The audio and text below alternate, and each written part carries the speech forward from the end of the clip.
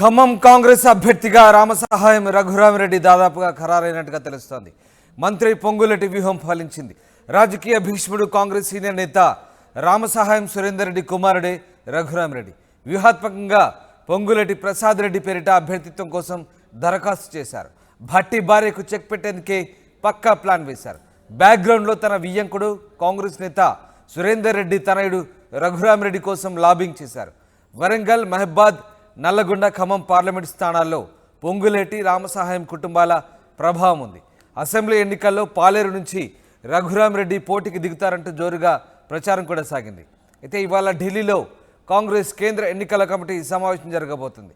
CEC screening committee మధ్య ఏకాభిప్రాయం కుదిరితే ఖమ్మం కాంగ్రెస్ అభ్యర్థిగా రఘురామిరెడ్డిని ప్రకటించే అవకాశాలున్నాయి. మొత్తం మీద భట్టీకి చెక్ పెట్టేందుకు పొంగులేటి వ్యూహాలు ఫలించినట్టుగా తెలుస్తుంది.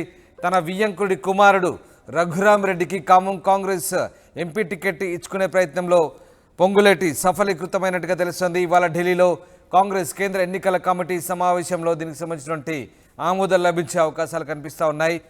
పొంగులేటి, రామసహాయం కుటుంబాలు వరంగల్, మహబాద్, నల్లగొండ, ఖమ్మం పార్లమెంటు స్థానాల్లో ఎక్కువ ప్రభావాన్ని చూపిస్తున్నాయి. ఈ నేపథ్యంలో రఘురామిరెడ్డికే దాదాపుగా టికెట్ ఖరారయ్యే అవకాశాలు కనిపిస్తూ ఉన్నాయి.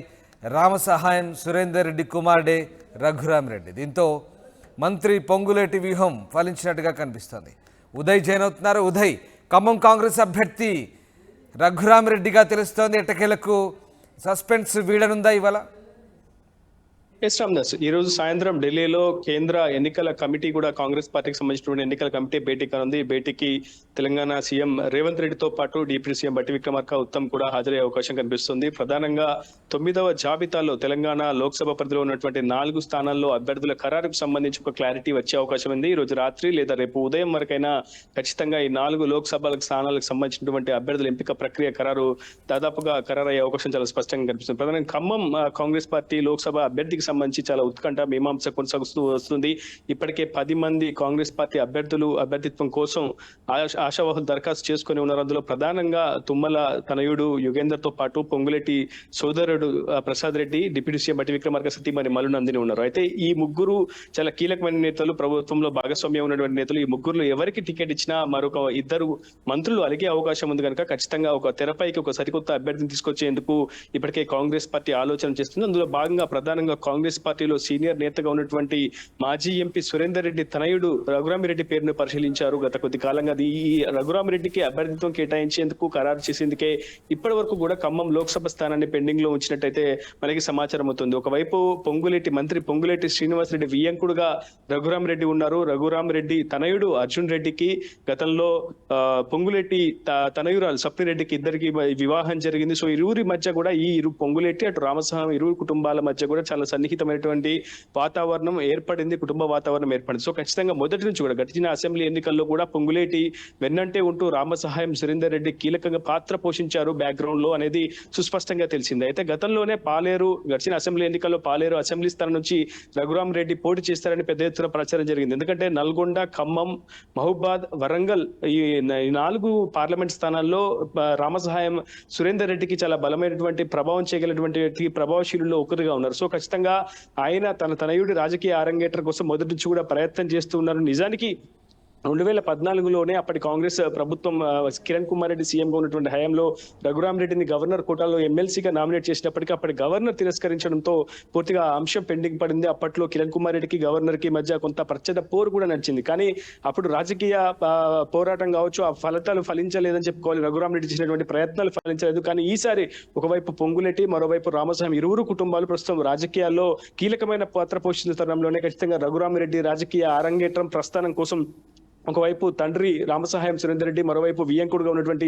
పొంగులేటి శ్రీనివాసరెడ్డి చాలా విశ్వస్థాయిలో ప్రయత్నం అయితే చేస్తున్నారు. అందులో భాగంగానే చాలా వ్యూహాత్మకంగా మంత్రి పొంగులేటి రామసహాయం సురేందర్ రెడ్డి యోచన చేస్తున్నారని చెప్పుకోవాలి. పొంగులేటి ప్రసాద్ రెడ్డి కాంగ్రెస్ పార్టీ అభ్యర్థిత్వం కోసం దరఖాస్తు చేయడం కేవలం డిప్యూటీ సీఎం బట్టి విక్రమార్క సతీమణి మల్లు నందినికి చెక్ పెట్టే ఉద్దేశంతో ప్రసాద్ రెడ్డి అభ్యర్థిత్వం కోసం దరఖాస్తు చేశారన్న ఒక ప్రచారం చాలా పెద్ద ఎత్తున జరుగుతుంది. చాలా వ్యూహాత్మకంగా ఒకవైపు తెరపైకి పొంగులేటి ప్రసాద్ రెడ్డి తీసుకొస్తూనే బ్యాక్గ్రౌండ్ లో మాత్రం ఢిల్లీ కేంద్రంగా ఖచ్చితంగా తన వియంకుడు రామసహాయం రఘురామిరెడ్డికి టికెట్ ఇవ్వాలని ఇప్పటికే పొంగులేటి శతవిధాల ప్రయత్నం చేస్తున్నారు. అందులో భాగంగా రామసహాయం సురేందర్ రెడ్డి కూడా తనకు కొన్ని దశాబ్దాల కాలంగా కాంగ్రెస్ పార్టీలో ఉన్నటువంటి సన్నిహిత సంబంధాలను ప్రయోగిస్తున్నారు. గతంలో మాజీ సీఎం కిరణ్ కుమార్ రెడ్డికి క్లాస్మేట్ గా రఘురామిరెడ్డి ఉన్నారు. ఖచ్చితంగా కాంగ్రెస్ పార్టీ సీనియర్ నేతలంతా కూడా రామసహాయం కుటుంబానికి చాలా దగ్గరగా ఉంటుంది. సో వాళ్ళందరూ కూడా ప్రత్యక్షంగా పరోక్షంగా రఘురామిరెడ్డికి టికెట్ ఇవ్వాలని చాలా పెద్ద ఎత్తున లాబింగ్ అయితే చేస్తున్నారు. ప్రధానంగా పొంగులేటి శ్రీనివాస్ రెడ్డి గత 16 రోజులుగా ఖమ్మం జిల్లాకు కూడా చాలా దూరంగా ఉంటూ కేవలం ఢిల్లీ హైదరాబాద్ కేంద్రంగానే టికెట్ కోసం ఖమ్మం లోక్సభ టికెట్ కోసం అయితే శతవిధాల ప్రయత్నం చేస్తున్న పరిస్థితి కనిపిస్తుంది. ఖచ్చితంగా 28 నియోజకవర్గాల్లో 4 పార్లమెంట్ స్థానాల్లో ప్రస్తుతం పొంగులేటి రామసహాయం కుటుంబాలు చాలా చురుకైన పాత్ర పోషిస్తున్నాయి ప్రస్తుత రాజకీయాల్లో. సో ఖచ్చితంగా ఉదయ్ ఇక్కడ మల్లు భట్టి విక్రమార్కకు చెక్ పెట్టేందుకే పొంగులేటి కేవలం ఆయన సోదరుడి కోసం దరఖాస్తు చేయించారు. చివరికి రఘురామిరెడ్డికి టికెట్ ఇప్పించుకుంటున్నారనే వాదన వినిపిస్తుంది. ప్రసాద్ రెడ్డి పేరిట మాత్రం అభ్యర్థిత్వం కోసం దరఖాస్తు చేశారు, కానీ చివరికి రఘురామిరెడ్డికి టికెట్ ఇప్పించే భాగమే ఈ వ్యూహం అంటున్నారు. సో దీనికి సంబంధించి ఓవరాల్గా ఎలాంటి చర్చ సాగుతుంది? ముఖ్యంగా భట్టి భార్యకి చెక్ పెట్టేందుకు ఎలాంటి ప్లాన్ వేశారా? ప్రధానంగా టీపీసీసీ నేతలు సీఎం రేవంత్ రెడ్డితో సహా కేబినెట్ సభ్యులంతా కూడా చాలా వ్యూహాత్మకంగా ఆలోచన చేస్తున్న ప్రధానంగా కాంగ్రెస్ పార్టీలో ప్రస్తుతం వర్గపోరు చాలా స్పష్టంగా కనిపిస్తుంది. ఒకవైపు బట్టి విక్రమార్క డిప్యూటీ సీఎం బట్టి విక్రమార్కకు చెక్ పెట్టేందుకు పార్టీలోని అదేవిధంగా కేబినెట్ లోని సభ్యులు కొంత ప్రయత్నం చేస్తున్నారని ఒక వాదన కూడా తెరమీదికి వస్తుంది. ఒకవైపు ఇటీవల కడియం శ్రీహరిని పార్టీలోకి చేర్చుకోవడం వెనుక ఖచ్చితంగా మరో కేబినెట్ లోకి మరో డిప్యూటీ సీఎం హోదాలో కడియం శ్రీహరి వెళ్తారన్న ప్రచారం జరుగుతుంది. కేబినెట్ విస్తరణ తర్వాత డిప్యూటీ సీఎం గా మరోమారు కడియం శ్రీహరికి తెలంగాణ ప్రభుత్వంలో అవకాశం దక్కనుందన్న ఒక ప్రచారం కూడా చాలా ముమ్మరంగా జరుగుతుంది. ఒకవైపు మాలలకు ఇప్పటికే పెద్ద ఎత్తున ప్రాధాన్యం కల్పించింది కాంగ్రెస్ పార్టీ, మరోవైపు మాదిగలకు కూడా ప్రాధాన్యం కల్పిస్తున్నామన్న దిశగా ఇప్పటికే రేవంత్ రెడ్డి కొంత సమాలోచన జరుపుతున్నారు. అందులో భాగంగానే కడియం శ్రీహరిని పార్టీలో చేర్చుకొని బట్టి అధికారులకు కోత పెడతారన్న ఒక ప్రచారం కూడా చాలా పెద్ద ఎత్తున జరుగుతుంది. నిజానికి బట్టి విక్రమార్క కూడా తన సతీమణి మలునందినికి టికెట్ కోసం చాలా విశ్వ ప్రయత్నమే చేస్తున్నారు. ఎందుకంటే కాంగ్రెస్ పార్టీలో ఒక స్థాయిలో ముఖ్యమంత్రి పదవిని కూడా బట్టి వదులుకున్నారన్న ఒక ప్రచారం చాలా పెద్ద ఎత్తున జరిగింది. ఏసీసీ కూడా విధేయతకు బట్టి విక్రమార్క మారుపేరుగా కూడా గుర్తిస్తూ ఉంటుంది. సో ఖచ్చితంగా తన భార్యకి టికెట్ కోసమే అటు బట్టి విక్రమార్క కూడా ఢిల్లీ కేంద్రంగా లాబింగ్ చేస్తున్నారు. ఇప్పటికే కేసీ వేణుగోపాల్ తో కావచ్చు, మల్లికార్జున ఖర్గేతో కావచ్చు, ఇటీవల ఢిల్లీ పర్యటన ముగిసిన అనంతరం కూడా సోనియా గాంధీని, రాహుల్ గాంధీని మరోమారు కలిసి బట్టి విక్రమార్క ఖచ్చితంగా ఖమ్మం లోక్సభ అభ్యర్థిత్వం తన సతీమణికి కేటాయించాలని కూడా పట్టుబట్టినట్టు మనకి సమాచారం అయితే ఉంది.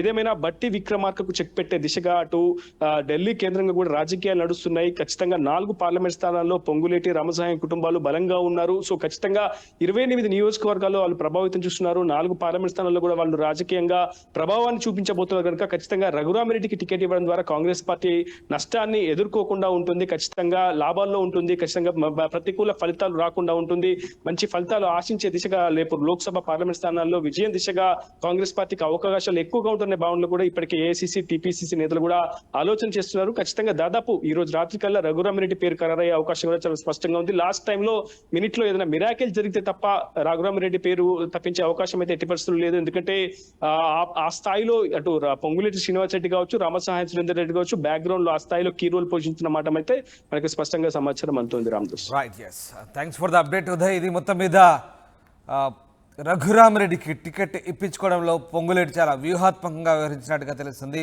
రామసహాయం సురేందర్ రెడ్డి కుమారుడే రఘురామిరెడ్డి. సో వ్యూహాత్మకంగా పొంగులేటి ప్రసాద్ రెడ్డి పేరిట అభ్యర్థిత్వం కోసం దరఖాస్తు చేసుకున్నారు. ఓవరాల్గా భట్టి భార్యకు చెక్ పెట్టేందుకే పక్కా ప్లాన్ వేసినట్టు తెలుస్తుంది. బ్యాక్గ్రౌండ్లో తన వియంకుడు కాంగ్రెస్ నేత సురేందర్ రెడ్డి తనయుడు రఘురామిరెడ్డి కోసం లాబింగ్ చేశారు. వరంగల్, మహబాద్, నల్గొండ, ఖమ్మం పార్లమెంట్ స్థానాల్లో పొంగులేటి రామసహాయం కుటుంబాల ప్రభావం ఉండడంతో ఈ రఘురామిరెడ్డికి టికెట్ ఇప్పించుకున్నట్టుగా తెలిసింది. అసెంబ్లీ ఎన్నికల్లో పాలేరు నుంచి రఘురామిరెడ్డి పోటీకి దిగుతారని జోరుగా ప్రచారం సాగింది. అయితే టికెట్ అప్పుడు దక్కలేదు. సో ఎంపీ టికెట్ కేటాయిస్తారంటూ ప్రచారం సాగుతుంది. ఇవాళ ఢిల్లీలో కాంగ్రెస్ కేంద్ర ఎన్నికల కమిటీ సమావేశంలో తుది నిర్ణయం తీసుకోబోతున్నారు.